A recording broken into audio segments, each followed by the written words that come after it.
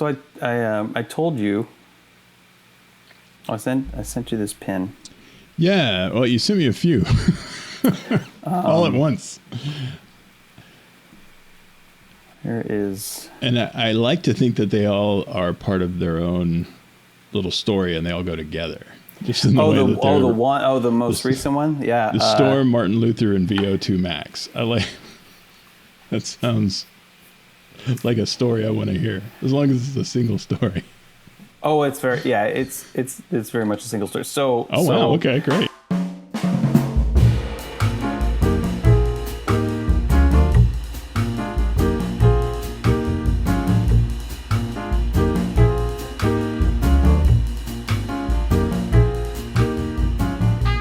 I got out to exercise, going for my walk today, and I knew there was a good chance it was going to start raining, and I might have to cut my walk short. Yeah. Because that's what the Amazon, actually it wasn't Amazon, it was the Google device told me. I said, is it going to rain at noon? And usually Google will say, there's a good chance, or it might rain, or blah, blah, blah. But this time it said, it will rain at it will rain at noon. I'm like, oh, really? Okay. So then I looked at the Weather Underground app, and it showed like a chance, but I was like, And then I looked at the Dark Sky app, which is almost useless here. And it was like, light rain starting in 15 or 20 minutes or something. I was like, okay, I can get a walk in. Like, I might have to cut it short, but I'm just gonna go. And I get outside and I see the dark sky, literally dark sky, like off kind of to the southeast. And I'm like, yeah, that's definitely coming. There's something coming. So I start walking, right, and do my thing, and I get to close to the point where I have to make a decision about like what am I going to do. Yeah. Am I going to like turn back, or am I going to keep going? And I look at the apps again. I look at the sky, and it looks like maybe it's pushing a little north or something. So I look at the apps, and now Dark Sky is saying like no rain for another like 2 hours. I'm like, okay. And even Weather Underground was kind of reporting like a change, and I even looked at the little radar and did a little slider thing to see like the way the clouds are moving, and it looked favorable. It looked like it kind of was passing to the north. The thing is, though, that storms, it's not like they just exist. It's not like they just exist in a finite kind of way and then like travel in a certain direction. Right. They also can spontaneously become like they can just emerge spontaneously from the atmosphere. Sure. I mean that's how they formed to begin with.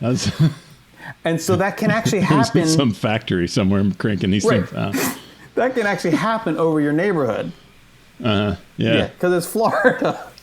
Right, especially in Florida. So I think that's kind of what happened. So as I'm walking, and now I've gotten to that beyond that point where I could like turn back and shave like a good 15 minutes off. I'm now at a point where it's going to take me a while to get back either way. And I can hear thunder now. And I'm like, okay, I have to start taking this seriously. So I look at the app again, and now Dark Sky is saying like rain, like definitely happening. I'm like, what? I just like, you're useless, Dark Sky. You're useless. And so I Apple mapped, which I never do.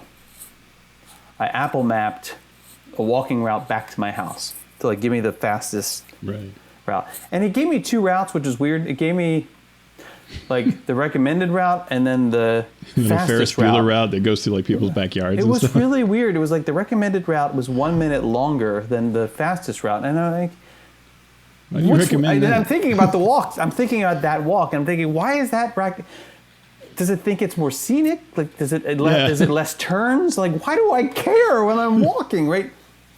I wish there was an option in Apple Maps for like, I'm about to be caught in a thunderstorm, That option. That's the one I want. Like the closest to a straight line you can get. Right. How many gun owners' yards do I have to go through to get going fast?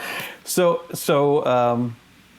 it did route me this way that I actually hadn't walked before. So it was nice because it took me down this one little area that connected these two streets that I didn't know connected previously. I was like, oh, this is kind of nice. So it was actually kind of like a lovely little walk. And I'm doing my walk, and it's still not raining. Mm-hmm. I'm like, I may make it. I may make it. And then I'm walking, and I can start to feel like the little bit of like, the spit, the kind of like things in the wind, little drizzly thing. Yeah. And like, okay, I'm walking, and then it's starting to light rain now. I'm like, oh man, okay, I'm gonna get wet. So like I'm walking as fast as I can, and then all the thunder's happening more frequently. And then and I'm doing the whole poltergeist thing where I see the flash and I count like, okay, 1,000, 2, 1,000, 3, 1,000, 4. I'm like, that's the poltergeist thing. Wait for the branch to come through the window and grab me, kind of thing. You know the scene. I know the scene. It's just funny that I think about it every time. It's not just about the speed of sound. It's poltergeist specifically. Yes. So I'm walking down the street and the rain's starting to come down harder now. And I'm like, okay. And I'm walking fast. Mm-hmm. And then there's like a flash, boom. Yeah. Those are fun. And the rain's like really coming down now. Flash, boom. And this woman was in her driveway, unpacking her car. And this happens, and I look at her, and she looks at me, and she's like, oh, like it's like it caught her by surprise. And I thought for 1 second, I was like, sorry. If she offers for me to come into her garage, I'm taking her up on it. Like this is like I would never do this any other time. But I swear to you, it looked like she was looking at me. She was like, "You're on your own." I'm like, "Okay." Sorry, dude. So now I start running. Mm-hmm. Marcus, I can count on one hand the number of times I start running is not a sentence I hear you say much. No, I can count on one hand the number of times that I have run like involuntarily. Like, I'm surprised you know how. I am too. There was that time when I thought that I knew I had encountered a bear cub. Right, and I needed to There's the other time also in Colorado when I was at the top of a mountain and then there was a thunder, like a lightning storm coming, and I knew this is the worst possible place for me to be. It's at the top of this, and I need to get down to fast, and then so I ran, but that was all downhill, in hiking boots, but still. And there was the time I had to catch the boat. I don't think I've ever told this story. I had to catch my younger brother and I were in Grand Teton National Park, and we were trying to make it to the last boat around Jenny Lake. Otherwise, otherwise we'd have to walk all the way, and we thought we were going to die. There was that time too when I ran. Mm-hmm. So this is like up there now with those times, and I'm running. Mm-hmm. And it's happening again, and it like whoosh, boom. Boom! Like, what's happening? And I'm thinking to myself, Thunder God is after you specifically. And I'm running now, and all I can think of is that 2 weeks ago, my Apple Health app told me that my VO2 max was below average. Shocking. And I'm like, but like I pride myself in being able, like I can walk like no one's business. I can hike. If we go on a hike even with people who are acclimated to like higher elevations, like I can somehow I can hike with the best of them. Yeah, yeah. Like from an endurance standpoint, I can just keep going. I can walk and I can walk and I can walk and I can walk and no problem. And I can get my heart rate up and I usually can walk the pants off of people who are even in better shape than me. So I always just assumed that for the things that you need to do with normal functioning life, I'm not it's fine. Mm-hmm. Not according to Apple. And not according to today, because as I'm running and I'm beginning to feel it, I'm like, I have to stop running.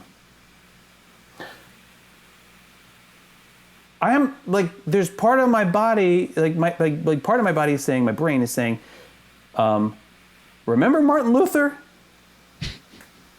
This is how the Protestant Reformation started. Because Martin Luther was on the way back. I forget where he was coming from. He was traveling with his family, I think from like where he was in school studying law, and he was like traveling back, and there's a lightning storm. He's in Germany, of course. And there's this huge lightning storm. And he's like almost struck by lightning, and he like phrased it, one of the saints or something. Is like, if you spare me, I'll become a monk. Or from the church. And of course he lives through it and he becomes a monk. And which is fascinating, because I think of all the times that I've like been like, if you let me, if I make it through this, you know. Right. Anyway. So I'm thinking about Martin Luther here, and I'm thinking about like my VO2 max, and I have to stop because I'm winded. And I'm thinking to myself, like, my brain is in conflict right now because like all my systems are in conflict. It's saying, okay, you need to stop running because I can't supply oxygen to your heart. Right. This is going poorly. Right. You've got to stop. And then there's the other part of my brain that's saying, he's going to die if he stays out in this. Right. So your brain is to make something having happen. A spirited discussion in your head. And I kid you not, like this is I'm like, okay, compromise. I'm just gonna walk as fast as I can through the. I mean, I'm so wet at this point, like it doesn't even matter. I'm going through this. Right. I'm throwing like it's now a stream of water going down the street. I'm like walking right through it. Right. Then flash boom happens again. I'm like, and I think at this point they dispensed with the committee and said, start running now.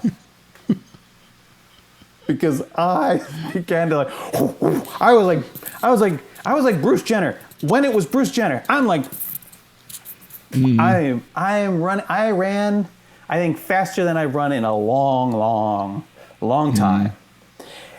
And I finally make it back to the house. And I remember even thinking, there's this little bit of a stretch of the sidewalk before I get to my house. And where, we just had this palm tree removed. And I think to myself, like, this is how I die. In this great irony, the palm tree would have saved me, but for the palm tree, I'm now the tallest thing in this space. And I'm thinking to myself, surely this is where it happens. Like I'm going to be struck in my own driveway. Steps from safety.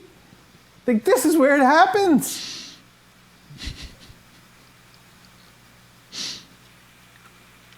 And then I made it into the porch. And I don't know why I think, like, all of a sudden, as soon as I'm under my little, like, overhang of the house, like, I'm just, like, cool. I'm, like, suddenly safer. Like, right.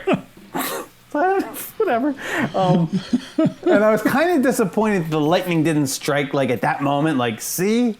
This is why you had to run. Dramatically jumped the rest of the way into the garage with the lightning striking behind you. Or and be nice and I just slow would have motion. known, like, had I not run, see, I may have. Oh, right. Yeah. Sort of justifies your decisions for you.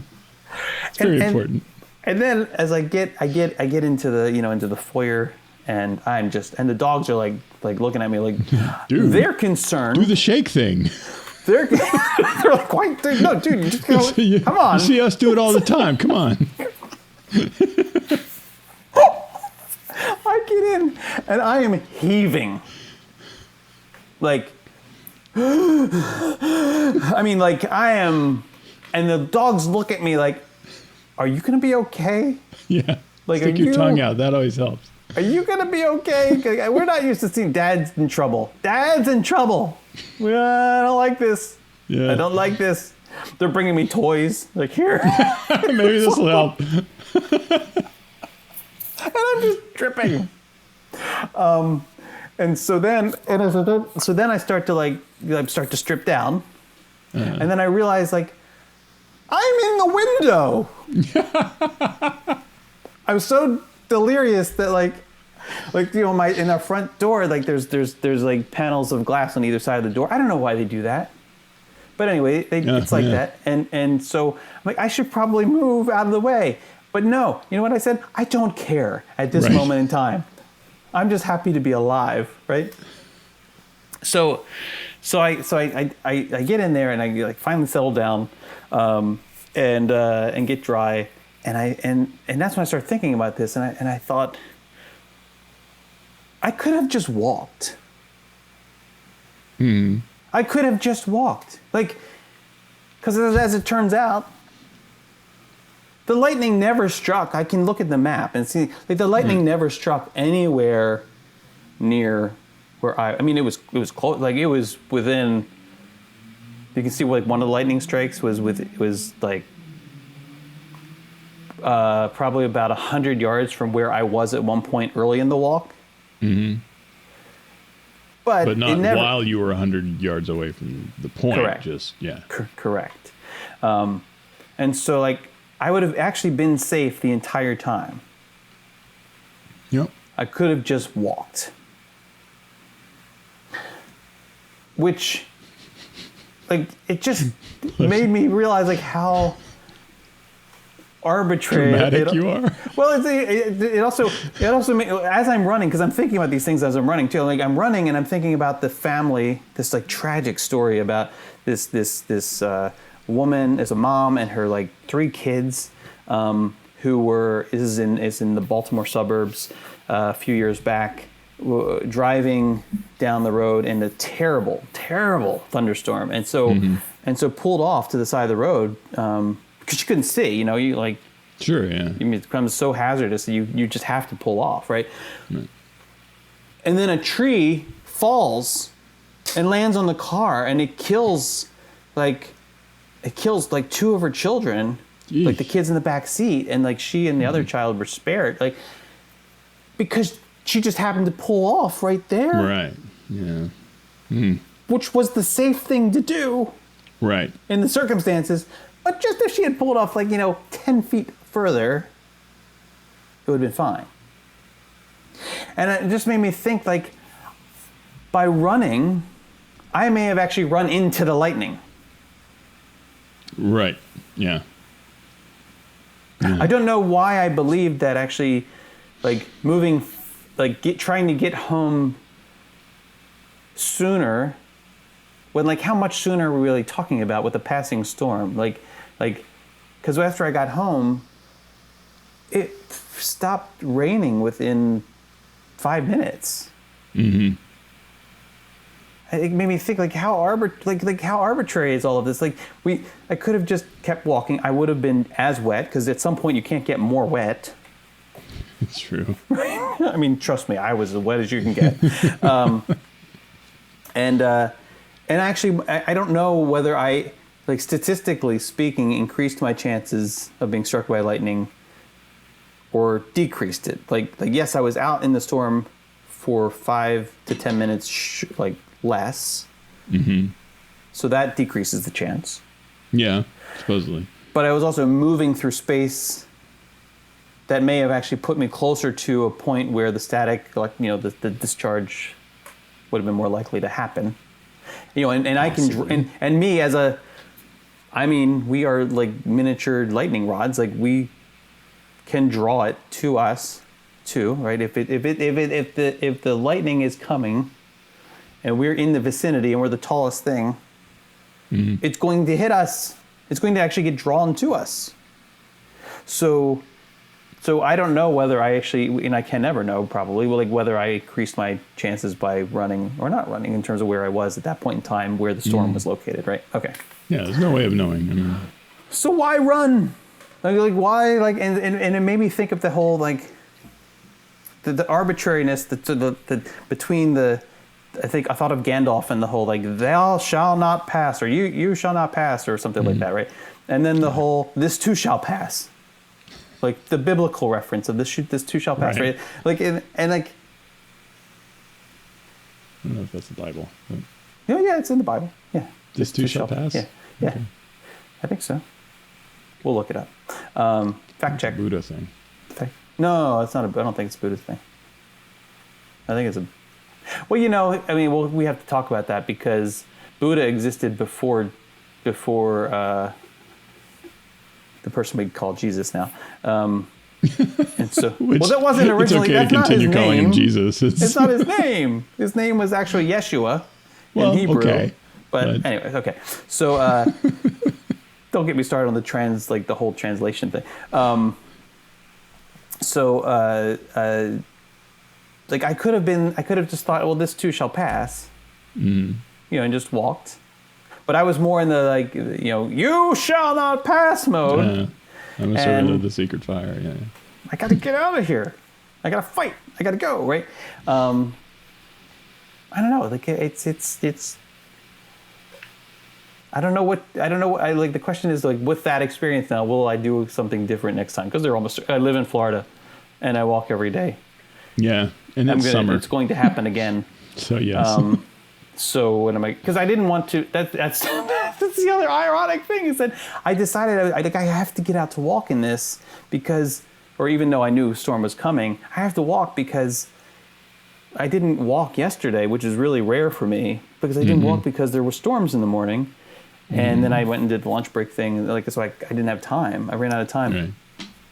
And so I was like, I can't go 2 days in a row. It's not good. Like I got to get out there and exercise because it's good for me physically, mentally, everything else, right?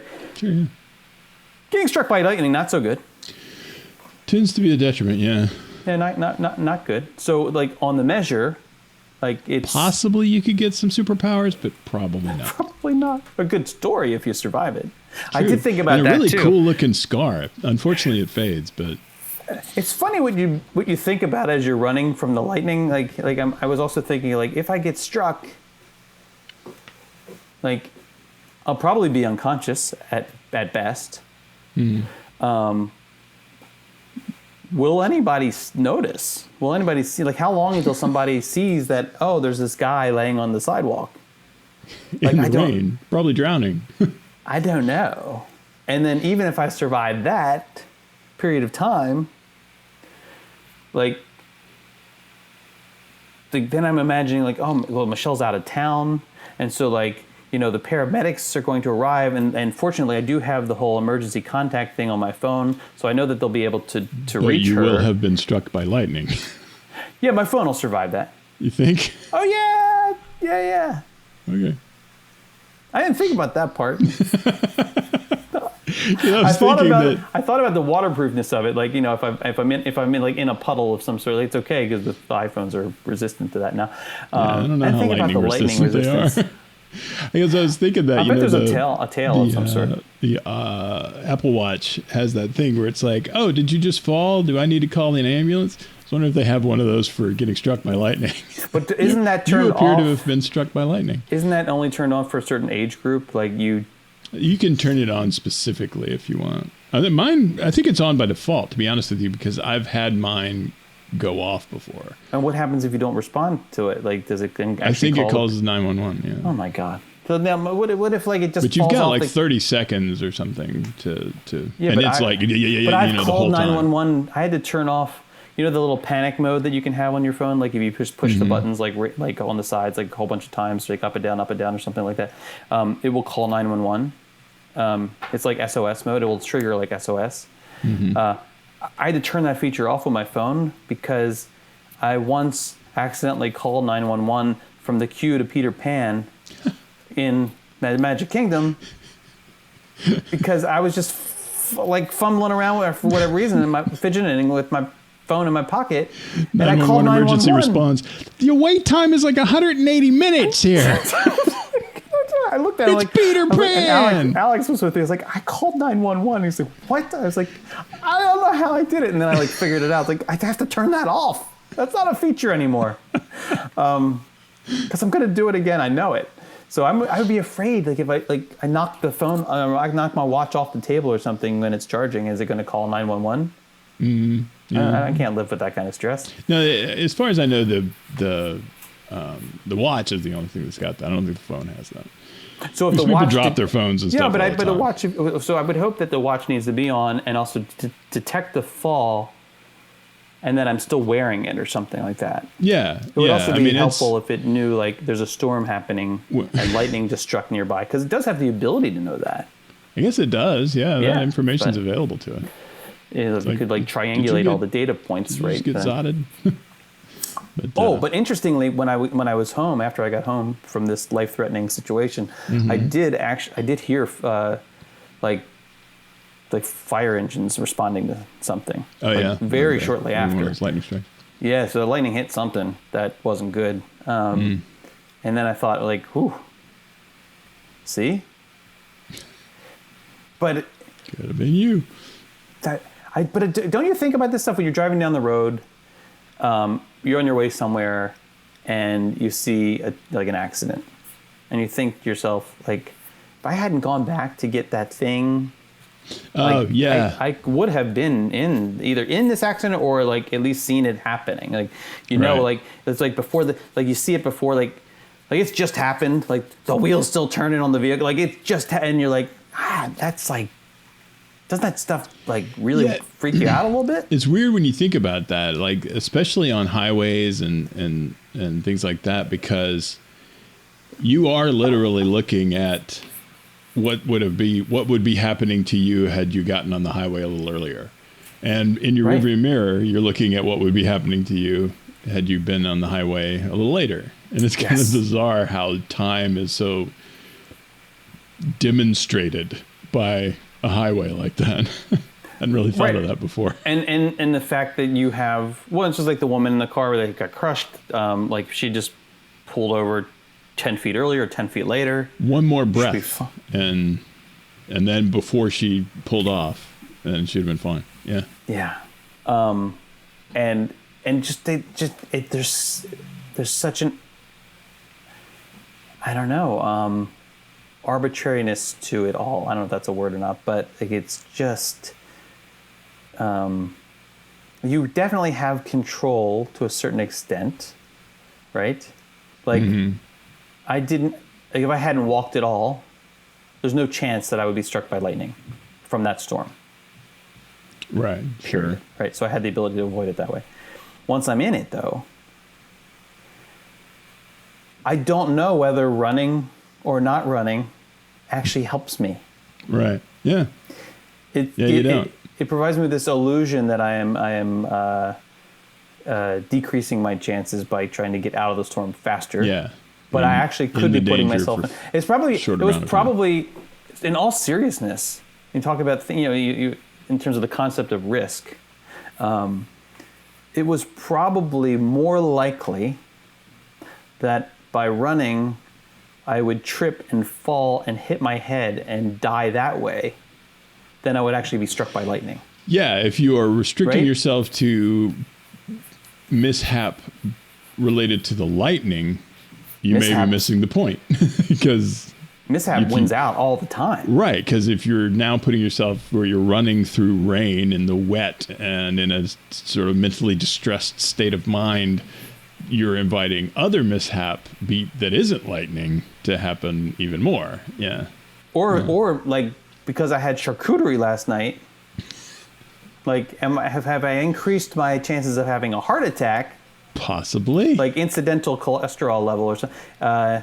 And so now like by drive, I don't even know. That's a good question. I don't know what my heart rate got up to. It and was like probably pretty high. if you were running in the rain with the lightning and you had recently eaten unwashed basil.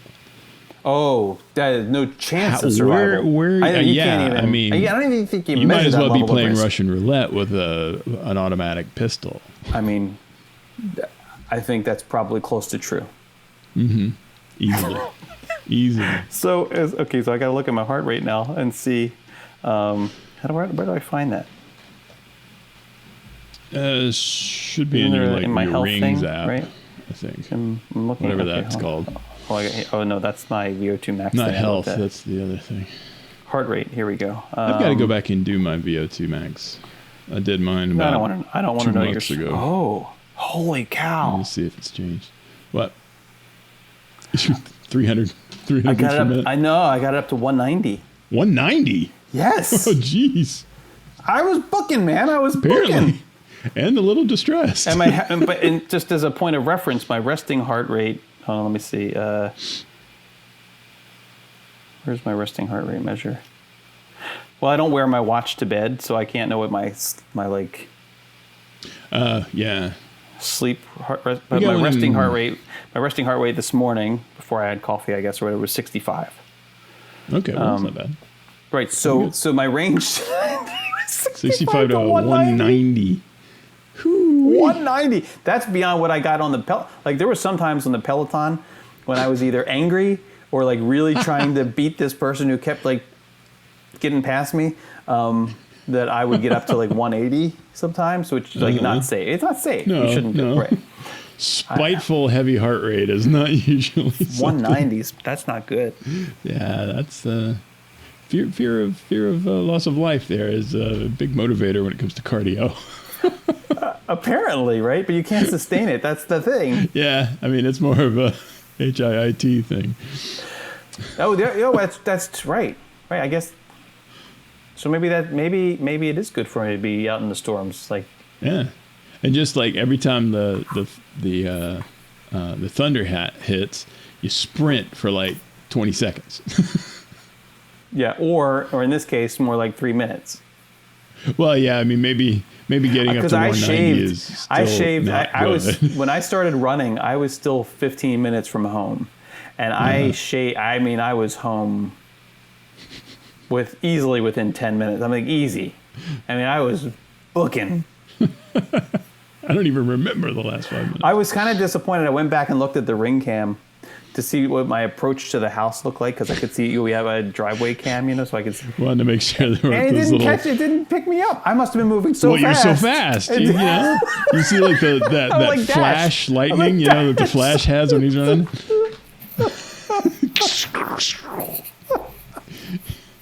Jason Knapp, one with the Speed Force. I should have been stripping off like clothing. I don't need this weight. The water's weighing me down. That's man. right.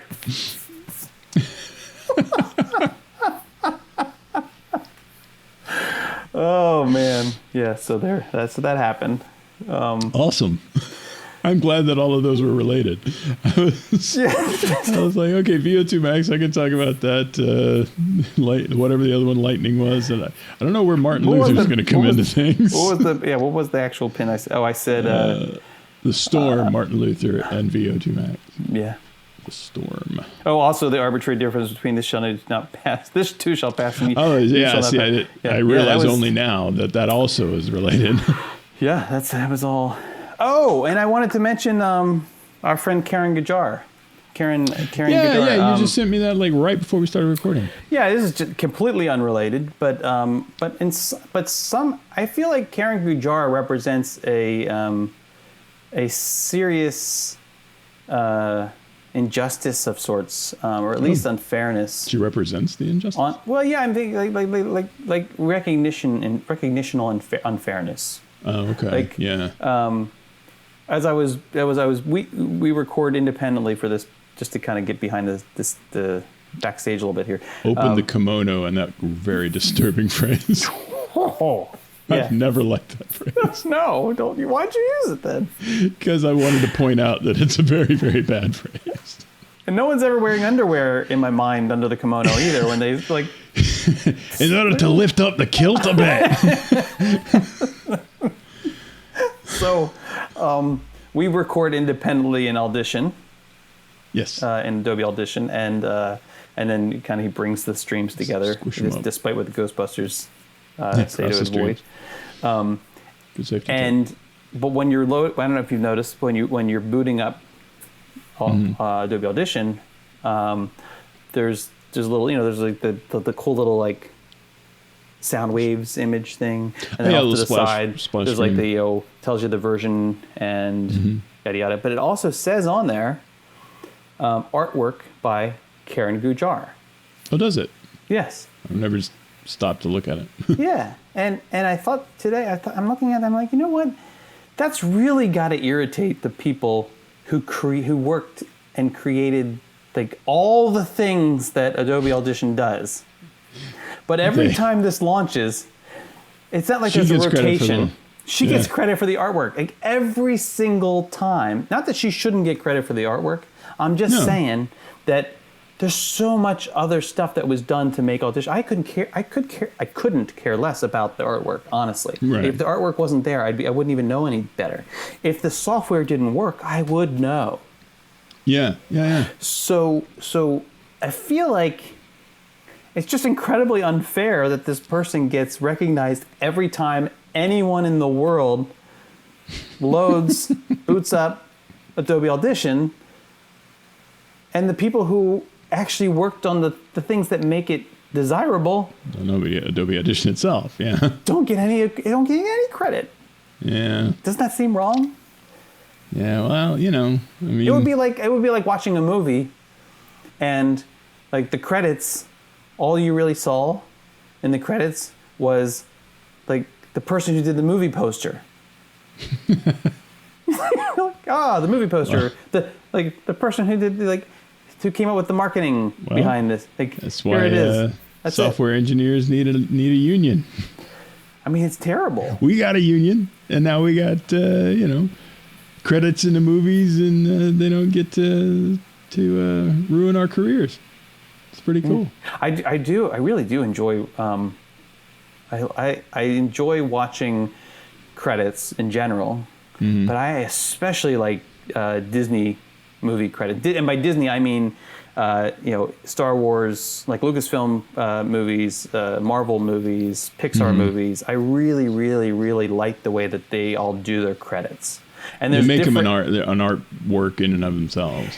It's an artwork, and it's also a tradition. There's so much culture that is expressed through not just how they do the credits, but also how they order the credits. Sure. And That's some all. of the things that they include that other companies don't include in their credits. Like there's always the group of in the Pixar credits, like the Pixar babies. Yeah, the babies that were born during the production of the movie. I love love that. That is really awesome. It gives me awesome. chills right now. Like just thinking, like it's so cute, right? Like in the did you watch Luca yet? Still haven't watched Luca yet. what are I want you to. doing? I mean, I know. Do it this weekend. I got that. I got to do that. It's the quick. It's Raya an the hour. Last Dragon. I still haven't Counting seen that. the credits, it's an hour and 40 minutes.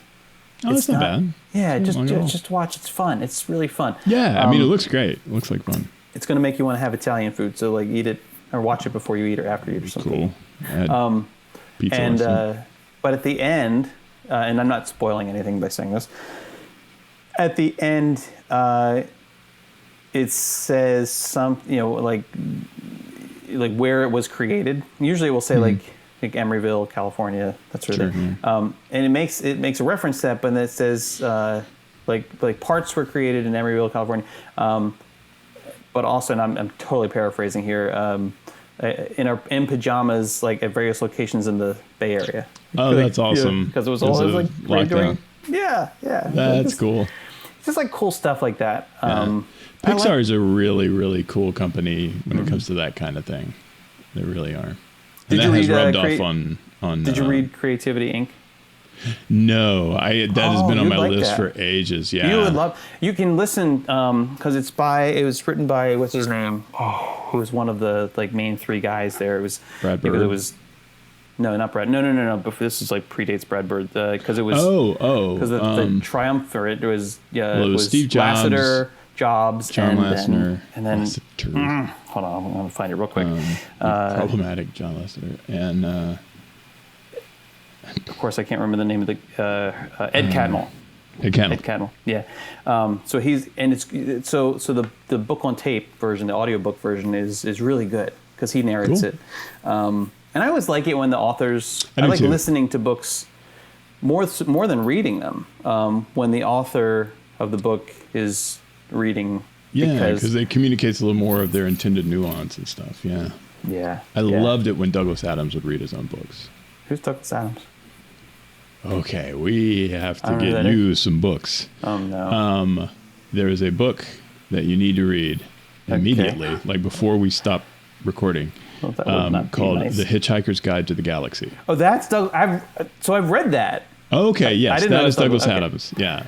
I don't really. It's just I couldn't come up with Ed Catmull's name. I don't remember authors' names. That should not surprise you. No, I guess it doesn't. Yeah.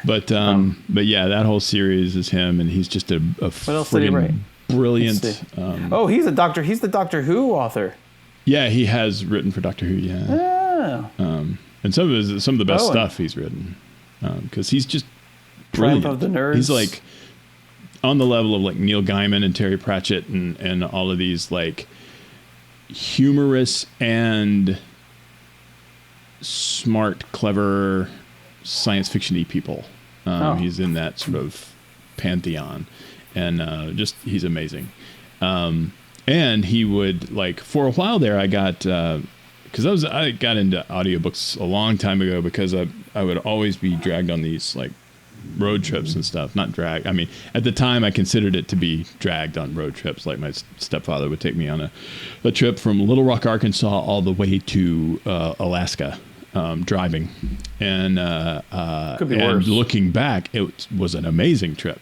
At the time, I'm like, so I got into the audiobooks of The Hitchhiker's Guide and Restaurant in the Indie Universe and all of that whole series. While you were on those trips. Right, and they were written. So when you think, okay, if you've ever gone back and reread them or re-listened, can you? Do I see that stuff in my head? Yeah. Like where you sometimes. Yeah. And the problem is that the audiobook version that I got, book on tape at the time, cassette tapes, kids, were narrated by a guy named Stephen Root. Not Stephen Root. I wish it was Stephen Root. I love that guy. Stephen Moore. Stephen Moore. Stephen Root. Stephen Root is the guy who he's been in a number of things. You'd know him immediately if you saw him. Not Stephen Wright. Not Stephen Wright, no. Okay. Stephen Root was I always think of him as the station owner in news radio. Oh, yeah. I love that guy. Yeah, he's amazing. I love him to death. He's funny as hell. And but that would be cool if he news radio. He narrated it. But there's a guy named Stephen Moore, and he's a British guy. But later on, they were re-released with Douglas Adams reading them, and it was so much better. Not that Stephen Moore sucked. It's just that hearing Douglas Adams put the nuance and all of that stuff behind what he wrote into how he was reading it is just stunning and amazing. Yeah. And did you ever listen to the Matthew McConaughey book? I wanted to find the Matthew McConaughey Mark Maron, and it's not there. He has it's not there. He took taken it down or something. Oh, I can't find it. He may have firewalled. Or not what they call it. Yeah, it may have been put on his. Yeah, it may have been really popular. No, but I have not I have not done the book yet. You should listen to it. It's really good. I'm about to take a big road trip next week, so it's totally worth listening to. I mean, it's and you need to do that. I mean, I should buy the book still because he references things in the book. You can like pictures and the way he has these moments where he breaks away. Kind of, it's almost like where they say breaking the fourth wall of sage. Yeah, he does this thing where you can tell he's reading what is a bulleted list or an infographic of some sort in the book. Right. It's and he's just explaining it to you. Yeah. Or something. Yeah, I got you. But so it's like, I want to have that. I need to have that too. Right. Yeah. So, but listening to him tell the stories, I mean, it's Matthew McConaughey, and so he's telling the stories like you could never come up in your imagination with a version that's as good as the way he does it. The way he's reading, yeah. So I imagine he's one of those guys that, not being a writer first, he probably writes more or less the way he talks. Without a doubt. Particularly with an actor. And that's the other thing that you will appreciate so much more than me is the acting parts of the story when he's becoming an actor and like oh my god, man, it's so good and it's so fun, like laugh out loud fun, like I embarrassed myself a couple of times in the community as I'm listening and walking and just like laughing and people and I recognize, I'm like, oh, I should. It's like if you're listening on an airplane, probably not a good idea. Or just make sure that it's obvious you're wearing headphones. It's not good. I know, but you never want to be the guy who's like, right, yeah. I hate that guy. Yeah. I'm always sitting behind that guy. You're like, tap, tap, tap. What are you watching? You get the thing, speaking of watching stuff on airplanes, you get the thing where you watch a movie it's an old movie that's been out for ages, but for whatever reason you never watched it, and you see it on the list on the airplane, and you're watching it, and suddenly the deviant sex scene happens, and you're like, well, especially on international flights. Yeah, because it was like dark, and then British Airways or Virgin Atlantic or one of those where the things are a little more like it's okay to be a little risque with things. Yeah, they have movies that you really wouldn't expect to be available. Right, and it's like I shouldn't be feeling like. But your screen's right there. I know, and it's really bright, and it's just sort of like, man, and it's always like in a movie that I've never seen before, so I didn't even know this was going to happen. No, it's not your fault. Right, exactly. It isn't my fault. I shouldn't be like uptight about this, but for whatever reason, I'm just like, oh God, can we fast forward? Sorry. Yes. It's so it's nuts. Embarrassing. Like, why are you on here? It's like, well, you give me the heads up. I'm sorry. Or turn the brightness. Or give me the control of the brightness. But then there's the person who's like, you can see across the aisle, they're watching, and you're like, man, they don't. Like, I cannot believe they're watching this. Care. Thing. Yeah. They don't care. And then you kind of admire that because you also aren't particularly going, oh, I don't like that guy. Like they're watching Kill Bill. Know that other people are thinking about you. Like they're watching Kill Bill or something. You're like sometimes it's not even like the sort of sexual deviancy. It's just gratuitous violence. Right. And you're like, somehow that's not as bad. But there's the kid that's right there. Like, why did you not realize? Yeah, I don't know what it is. Maybe it's just the whole. We're kind of a weirdly Puritan nation. We're okay with like limbs falling off of people and like blood squirting out of somebody, but like if I have to see a pair of bare buttocks on the screen, then it's embarrassing. I get a little embarrassed when I'm in public. Yeah, I'm fine with it in privacy of your own home there. But you get outside and you're like, I don't want people to think I like looking at buttocks.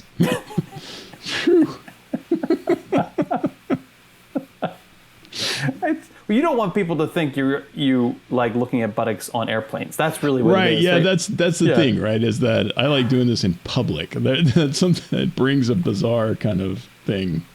It's kind of like, but it's on the same spectrum as also not being okay with people who are playing audio to something through their speakers, like in a public setting. I have lots of things to say about that. And that is happening with increasing frequency. Like I think it's a generational thing on hiking trails and stuff. Really problematic. Now I have been the person. This happened just last week where for whatever reason my AirPods weren't functioning. I know it was a charging issue or whatever, and.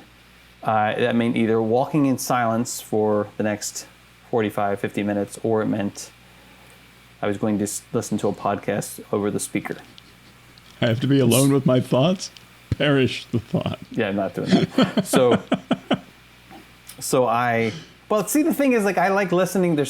I like listening to things because it generates, for me, it generates thoughts about stuff, too. I mean, I have walked without, it's like sometimes when I'm just trying to think about something, I will like shut everything off. But I also kind of like the stimulating effect of just conversational.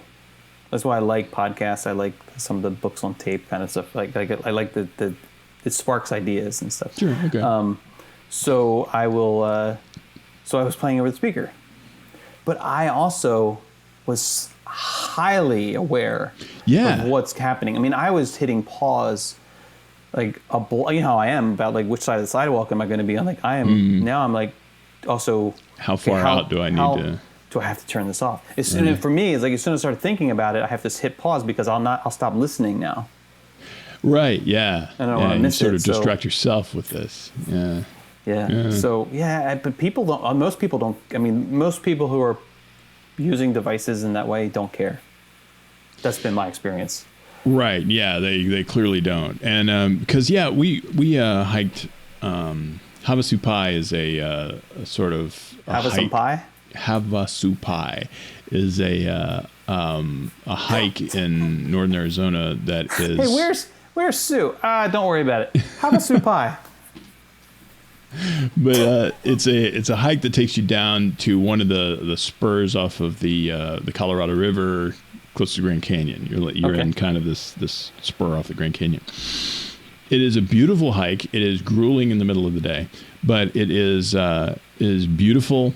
And we had this group of mid-20s, like, honest to God yuppies, young urban professional yuppies, and hiking with like all the newest gear and a Bluetooth speaker on the back of one of their packs, blaring the like most ridiculous pop garbage I've ever heard in my life, and just like trudging along, like, you know, not ruining the surroundings, but kind of making it bizarrely part of a crappy music video. And were you passing them or coming upon them, or they were coming upon you? All of it, because they would slow down and we would go past them, and then they would go past us. You were in the same trail in the same direction. All going to the same place, yeah. Oh God! And me thinking, I hope to hell that they don't have the camping slot next to us. But, and they did not. But, yeah. And it was just like, how are you being that obnoxious? There's so many other people here. We all have earphones if we're listening to something. Imagine if all of us did that, you know? How would this cacophony of garbage would be happening the entire time on the whole trail? I honestly don't think they think about it. They don't. I don't think it's a. Because I think it goes back. I think it's to say that it's rude would imply that they have thought about it and are doing it anyway. Right. Yeah. It's actually a lack I think that it's a lack of empathy, a lack of. Well, it's like a lack of imagination in some ways. Like it's this lack of being able to. Oh, and it could very well be that if to your question of like. Would imagine if everybody did that, they actually might not mind. They may not, but that's kind of immaterial. If you pass them like blaring music too, or maybe you were singing you didn't have music playing, but you were singing like an old spiritual piece or something, like, and you're walking past and. As I am wont to do. As you do, I know you do. I know. I've seen it. It's not pretty, but it sounds lovely. On the Mississippi. And if you were just doing that. They may not care. They may not, but again, immaterial. Well, but it's material in the way that it impacted you, and I would hate that too. You know, we'd be talking about we'd now be talking about that for the next hour on the hike instead of enjoying the hike. Now I'd be affected by it. Pull out a bullhorn and talk about it really loudly, so that it would bother other people. It's the allegory of the guy. What's the story of the monk? This Buddhist monk is. How does it go? He's walking. They're walking along a path with this other monk. Two monks are walking along this path, and they walk into a bar. And I'm trying to get hit this, and I remember. And they come upon this guy who's on the side of the road. Because they're on the way to this village, and they come along this man on the side of the road who, for whatever reason can't walk or can't walk well, and the guy says, hey, monk, would you mind helping me get to this village? I can't walk. And the monk says, sure, climb up on my shoulders. And so the guy gets up on his shoulders, and the monk carries him to the next village that they're passing on their way to the village they're going to. And they get there and they set the guy down, and the guy kind of limps off without saying a word. Doesn't say thank you, doesn't say whatever. So then the two monks continue along the path on the way to the village where they're traveling. And a mile passes, 5 miles pass, 10 miles pass, and the monk who wasn't carrying says to the other monk who was carrying, okay, I can't take this anymore. Like, how are you completely fine and not out of your mind upset about that guy not saying thank you? still carried him to that other village and he didn't say thank you. And the monk looks to the other monk. He says, I set that guy down 10 miles ago. Why are you still carrying him? It's sort of like, but I would totally be that guy. Like if we pass those people, I'd be like, because you'd be like, I don't know, inwardly probably like seething maybe or something about, or irritated at least, but then you let it go and I'd be like, why are you fine with this? And I think people just don't think about it. And it's not going to change unless people like us actually say something. But then who likes being that guy? I mean, I know some people do. No, because then I'm the jerk. Then I feel like the jerk. And I'm also fearful too. Like if you're out there hiking by yourself or something, it's just you and your significant other, and you come upon a group of people who are like, especially like 20 years younger than you, and they're blaring music, and you say, hey, could you turn that down? Like you are opening yourself up to potential conflict. I suppose. I've seen it on planes. Where somebody says to somebody like, planes, hey, can you turn, because they'll have it, can you turn that off? Can you turn that down? Blah, blah, blah. And then. Yeah. I don't know what it is with people as soon as they get on an airplane that they just, the jerk meter just gets cranked. I mean, it's nuts. Yeah. But I think it's because you are in this confined space for a long period of time.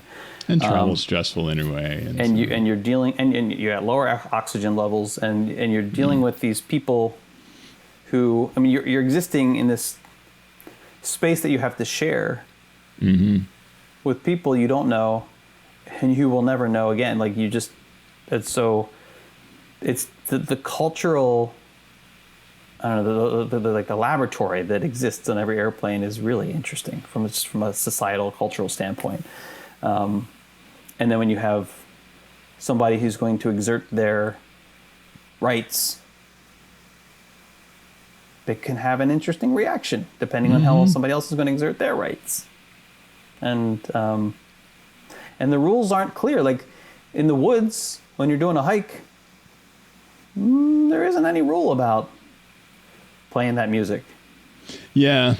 And that's part of it, right? The sort of indignant sort of declaration that there should be a rule, that there is a rule. It's an unwritten rule, which kind of makes it not a rule, but still.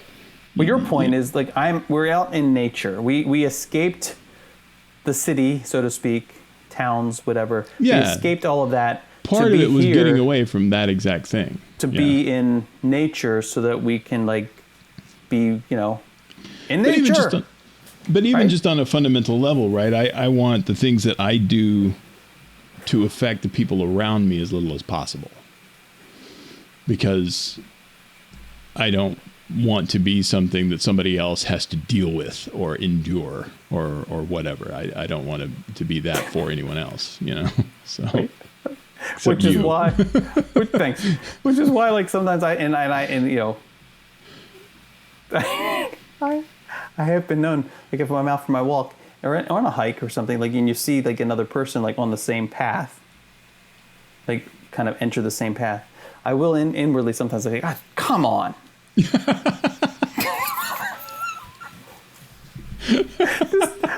Like a week ago or so, I had this guy was walking his dog down the path, down the sidewalk. So I crossed the street. So, because he was coming at me, I crossed the street so that I don't. I cross the street. He crosses the street. He's like, that guy knows something about the sidewalk. I don't know. I better go over there too. And then I noticed. Then he cuts across this. Yeah, then I think he realized, and then he kind of across this yard because he was going in this other direction. Like he needed to cross the street at some point. He just didn't need to do it at that time. He could have done it after I passed him, but he didn't. And I'm like, but I think he finally did realize it, and then he made a kind of a, compensation. But right. But then, like just a few days ago, this guy comes out of his house with 2 dogs. He's walking 2 dogs, well-behaved dogs, but still, he's walking 2 dogs. He comes out of his house. I kid you not, like down the driveway, and turns out of his driveway in my path no more than 10 feet ahead of me. I mean, like, no possible way was it more than 10 feet. And it's impossible that he did not see me. Yeah. Why didn't you just wait? You just wait for me to go by. And then I can tell he's walking at a faster rate than you would normally walk, because I think he feels the pressure of you right on his ass. Oh, and I start scuffing my feet. Yeah, I'm here. Trying to get him, like, just in case you don't know, I'm right behind you. You get out of the way. He's even, like, moving his dogs. You can see, like, the one golden retriever one to stop it once. He's, like, moving him along, like, no. Like, what do you the think? dog is like, what is what wrong with you today? I go into the street. I go into the street and pass him in the street. And then pop up back in another driveway ahead of him. And I'm like, why? Why? Right? Yeah. But I can only, that's much more egregious than the guys walking in the wilderness listening to the music, because those guys walking, like, I'm with you. Mm-hmm. But I don't see that that's much different than how I feel when I'm at the beach and you have somebody who's playing, like, a radio at the beach. Yeah. Which is super common. Oh, certainly, yeah. I don't know. Something in me kind of expects it more there than in, like, a trail. You do, because it's normal. It's more normalized there, but it's the same idea. Like, you would just have this cacophony of if everybody wrote their stuff. Yeah. If everybody did it, right? Yeah. So somebody has to decide, like, they're gonna, and I just don't. And those of us who are decent get the short end of the stick. Or some of us, like I would choose. I actually choose to just go to a different part of the beach, which then means I'm not sitting with the people. Like, and then I'm the jerk because I'm going away and sitting away from the people anyway. This happens a lot on the West Orange Trail over here, where I go and running sometimes. And I can't tell you how many times this happens. Like, with a oddly, like, suspicious frequency, this seems to happen. This is another reason why I think I might be in a simulation, and that is, like, I'm running, and I'm not, like, hauling butt. I'm going kind of slow because I'm 48 years old, and there's some people up ahead, like a good ways up ahead, and they're just kind of clustered around and talking on the trail with me. But they're up there and on the other side, and that's fine. You know, as long as I've got room to get by you, I don't care. And so they're talking, and I see a couple of them, look down, and they see me. And then for whatever reason, they are at the end of their conversation. Oh, hey, we got to get together. Yeah, but we got to take a run, right? We got to go now, so we'll see you later. Bye. They will start going down the path right when I get where they are. Yep. Now we're next to each other. Yep. Yeah, and it's weird. Or I am now engulfed in their family. You can't cross the street. Right, because it's just a trail. Right. And they're taking up the rest of the trail that I'm not taking up. You could have just given me, like, 10 seconds. You could have let me go by. Yes. You just been like, traffic. If I was a car, you would have done that. But no, I'm a person, and so you're like, whatever. And then now I am engulfed in this family that I don't know. And they're moving at the same rate. They're not going to, like, slow down a little bit. Right. And so either I do a lot of like heart rate related cardio. I do what's called zone 2 cardio. The VO2 max thing is part of that, where you find out what's your anabolic threshold, right? And that's where your body, the heart rate at which your body stops burning fat and starts burning sugar. And in order to burn fat and in order to increase where that anabolic threshold is in your heart rate thing, you want to do your cardio where you stay just below that. Yeah. And so you're burning fat. And so I am never, like, running fast, because that's you're going to get way above your thing. And so I'm kind of alternating kind of jogging and walking fast. Mm-hmm. And so I'm already at the point where I can't just, like, haul butt and, like, accelerate out of the situation. But they're going slow enough that if I tried to slow down and let them get ahead of me, then that's ridiculous. I'm like walking at a pace where it's like I'm browsing at the bookstore. That speed, and it's just ridiculous. And if they had just let me go by before they decided to start walking, then it would be great. There was a back in the 80s, there was a video game called Paperboy. Oh yeah, I know this very well. Yeah, and so you're this Paperboy on the. I was terrible at this game because the controls are so hard to control. But you're a Paperboy on, which is ironic because it's a bike, and we were like masters of the bike. Right, exactly. But we would probably do a better job as actual Paperboys than we could if I was in the video on game the actual bike in a virtual reality sort of Paperboy, I'd have kicked butt. Right. But yeah, you're a Paperboy on a bike, and you're going down the street or down the sidewalk or whatever, and it's like cars are waiting until you get to a certain point, and then they back out, and then specifically to be obstacles for you. Now in a video game that makes sense, but it seems like that happens to me on that freaking trail. There's people waiting for me to get there just before they come out or decide to run their jogging baby stroller out in front of me or whatever, and it's like it becomes a situation where I'm dodging things and probably getting points and stuff, and it's ridiculous. It's but I think simulation. I'm telling you. I don't know. I think it's just people. Okay, so two things. One, I think people just don't think about the world around them as much as we do. Yeah. And I don't know where we are on this. Those people are wrong. I know, but they're probably more contented. Their blood pressure is probably lower. But if we were all thinking of other people, we'd all be contented, wouldn't we? And now they're just being selfishly content, and we're the ones being all uptight. It's their fault. Well, I think that people don't.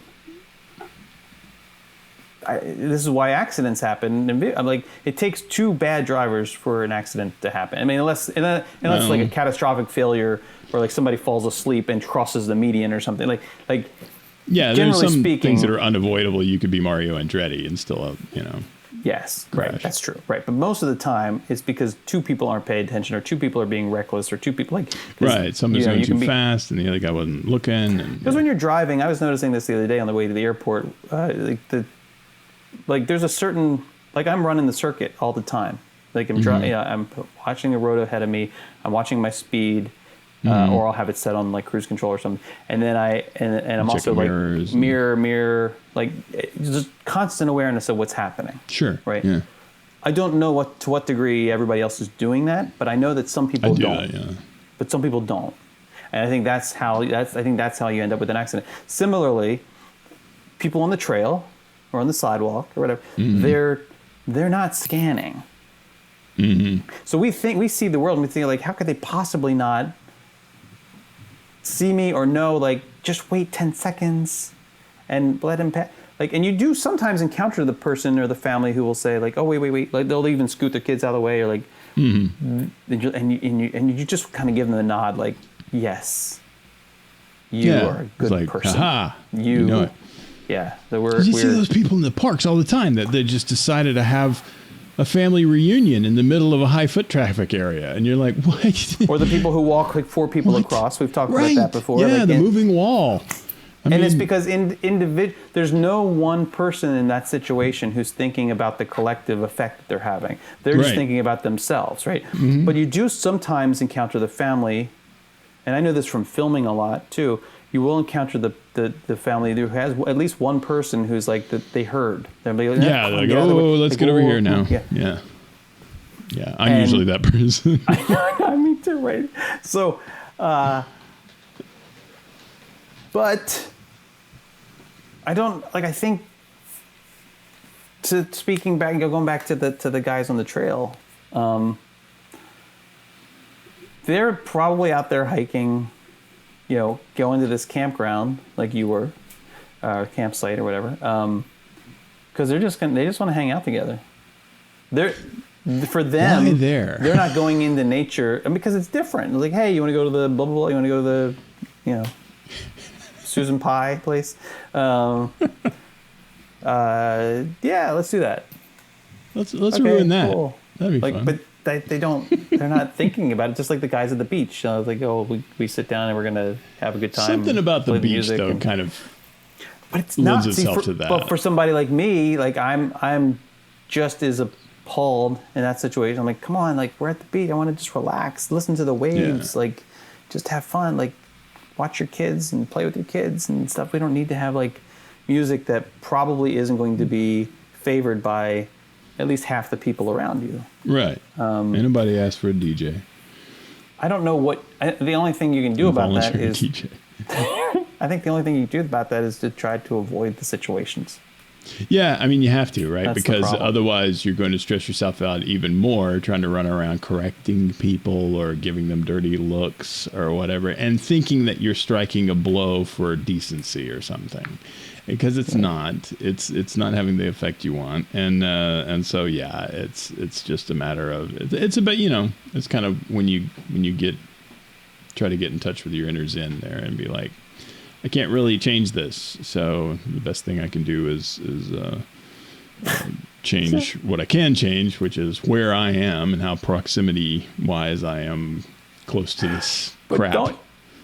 Yes, but also the problem with the finding your Zen thing is that, I mean, that's the whole idea of meditation is to at least in terms of the mindfulness meditation, is the idea of kind of being in tune with what you are feeling or what you're like experiencing, and being able, just by being in tune with that can help you control your reaction to something, right?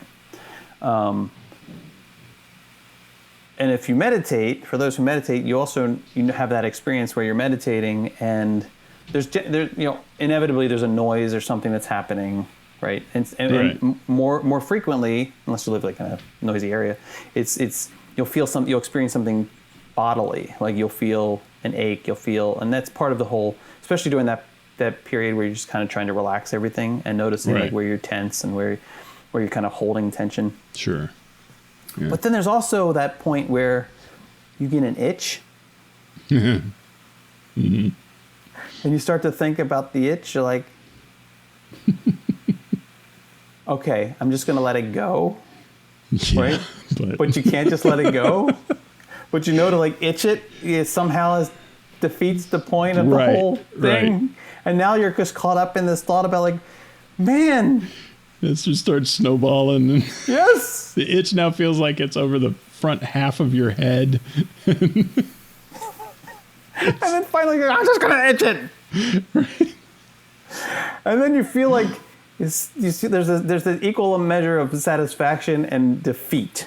Like you're like, right, yeah, I got through this, but I had to cheat. Right, and I feel like that's how I feel whenever I'm encountering those situations in the wild, so to speak, where I'm gonna zen out here. I'm gonna accept it and whatever, but then there's a part of me that thinks, like, why do I have to be the one doing this? Why can't somebody else do this for a change? That's it. I'm blasting some Devo. That's right. We should carry around. And maybe that's the solution. Maybe the solution is to find a song, or even create one, Marcus, that specifically addresses the situation, like that some song or tune that's a certain level of obnoxious, but not so much that it becomes like obvious that it's created for this purpose. Right. That also delivers a message about conscientiousness, or the lack thereof, in a way that somebody will pick up like it, so that you can your SOS thing, instead of calling the police, launches that. Right. And jams some Devo-like sound. It cranks up the 7.5 minute version of Rock Me Amadeus. But the message is, why are you ruining my experience? I don't know. I think Rock Me Amadeus does that. Does it? Yeah.